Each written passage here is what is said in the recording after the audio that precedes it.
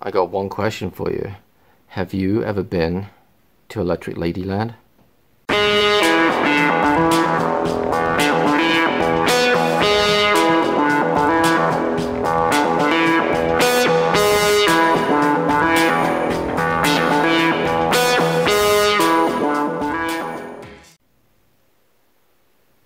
Well, hello again, vinyl community. Matt here. So today is the 50th anniversary of the US release of Electric Ladyland by the Jimi Hendrix Experience, and it's 50 years to the day, 16th of October 1968, for the US release anyway. Now, coincidentally, and believe me, it is a coincidence, just last week I happened to pick up the reissue of Electric Ladyland. Complete coincidence. I knew it came out in 68. I did not know it was October of 68, so just by chance I happened to get this from eBay a few days prior to the anniversary date, so that's kind of cool. And I'd always wanted this album, and I got this for a really good price. I've been holding out because, I mean, you know, I could have done like a buy it now or bought a reissue in a store or on Amazon at any time, but yeah, it's kind of pricey. It's a double album. But finally I saw this, and I don't remember if it was a buy it now or if just nobody else bid on it, but I got it for $10. It was still sealed. I'd never really seen a record sealed quite like this though, and it kind of makes me think the record was maybe not quite as new as the seller was making out, but anyway, we'll get into that in just a second. But yeah, the bag, although the bag does still have the hype sticker and the price tag on it, so I don't know. You can see that I've opened it. And but first of all, let's talk about the artwork. This is an iconic piece of art, the cover right here.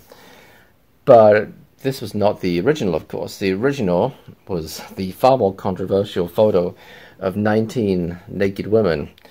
It turns out that wasn't entirely endorsed by Hendrix. That kind of got away from him a little bit, that creative control, and somebody else made that decision. But in any event, this cover is much better known. And I think, from what I understand, this was just a photo of Hendrix taken at a concert, and they just did some kind of light effects on it, made it look like he's sort of burning, you know. And but yeah, definitely an iconic cover. Here's the back of it, with the track listing right here. Let's have a look at the inside. It is a gatefold. I really like the inside, actually. It's very clean. Some nice pictures in there. Obviously, the track listing, a little bit of information. Actually, it's a quote from Jimi Hendrix. Quite a long quote. There's several paragraphs. And I gotta be honest, I've never listened to this album in its entirety. I know a few of the songs, but that's it. Have you ever been to Electric Ladyland? I think I know that. I know of it anyway. Voodoo Child, that's Child C-H-I-L-E,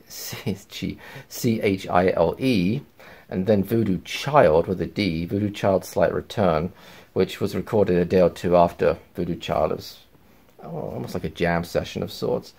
And of course they did a very well-known cover version of All Along the Watchtower by Bob Dylan, which I understand Dylan himself kind of approved of. He quite liked it. And I believe All Along the Watchtower, and I gotta tell you, I was stunned when I read this little factoid. All Along the Watchtower was Jimi Hendrix's, or at least the Jimi Hendrix Experience. I don't know if we differentiate, but the only top 40 hit in the US. They were much more successful in the UK in terms of singles. They even had a #1. I think it was Voodoo Child Slight Return was #1. And if not, somebody can let me know. But they had several other top 10 hits as well, like Purple Haze. I think Wind Cries Mary was a top 10. You know, and a couple of others. So in terms of singles, much more successful in the UK. Albums in the US, a little bit of a different story, but yes, singles in the US, I was floored. I mean, Hendrix is such an icon. I was floored that he'd only had the one top 40. I should probably look that up some more, because I still can't quite believe it, but that's what I read. But anyway, there's a little bit of damage to this one. You see some, it looks like the corner, like it's fallen on the corner or something. It got a little dented here. But the vinyl itself, I would say, is probably near mint, pretty close to mint. It's on the Legacy label. It's an imprint of Sony. As I mentioned earlier, it's a 2-disc set. Routinely named on, as one of the best albums of all time, one of the best like rock or psych albums of all time. I think a few years ago, Rolling Stone magazine had a feature, and I think it was the top 500 albums of all time, and this came in, and I'm doing this from memory, but I think this came in at 54. So, not too shabby, in the top, almost in the top 10%. But yeah, I did want to play this, but unfortunately, give you guys a sample of at least a few minutes of it. But unfortunately, due to copyright issues, I cannot do that, which is too bad. Well, some of the songs are playable, but it's blocked in like 160 countries, including the US, Canada, UK. So maybe one or two people in I don't know, Eastern Europe or some islands in the Pacific might be able to hear it, but for those of you who actually watch my channel, you wouldn't be able to. So never mind, that's okay. But yeah, I'm really pleased to pick this up.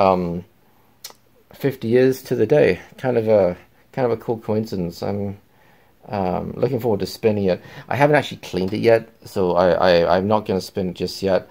I believe I have some very kind and generous VCLT on its way to me.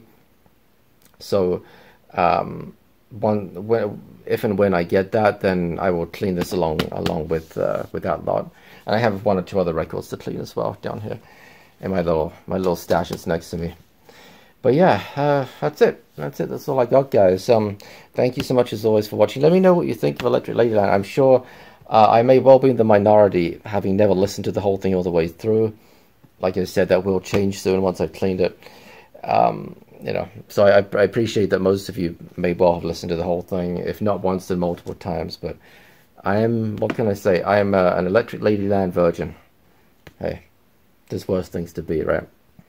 So I appreciate all you guys commenting. If you'd like to subscribe, please hit the subscribe button below.